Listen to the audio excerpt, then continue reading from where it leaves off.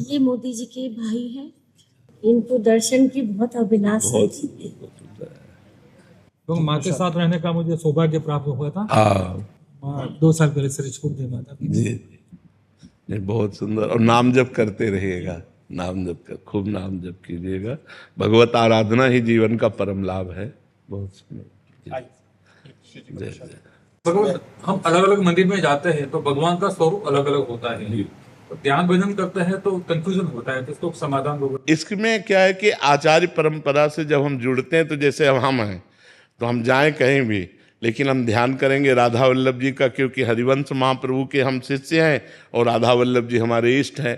तो अब जैसे कोई स्वामी हरिदास जी का है तो बांके बिहारी का ध्यान करेगा। अब जैसे आप नहीं जुड़े हैं तो आपको मान लेना चाहिए कि मेरे बांके बिहारी जी, तो दर्शन सब जगह करो लेकिन ध्यान बिहारी जी का करो। ऐसे चला जाता है भगवान के मार्ग में। एक जगह कहीं अपनी निष्ठा कर ली जाती है और फिर सतमार्ग में चला जाता है।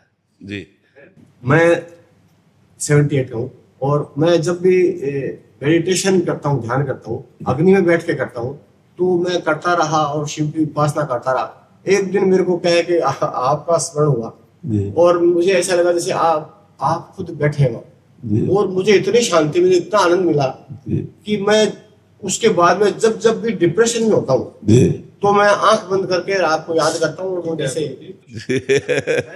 ऐसा क्यों होता है, क्यों होता है? देखो, जिन भगवान शिव का ध्यान करते उन्हीं भगवान शिव के हम हैं।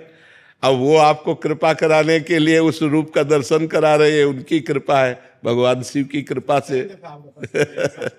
घर पे माता जी का, माता शेरावाली का भी घर विराजमान है जी, तो मैं राधा नाम से जब करता हूँ जी। आप बिल्कुल बिल्कुल वही राधा है, वही दुर्गा है, कोई अंतर नहीं है। वही सर्वशक्ति स्वरूपा भी है, वही प्रेम स्वरूपा भी है। प्रेम स्वरूपा में राधा है, शक्ति स्वरूपा में दुर्गा है। ठीक है।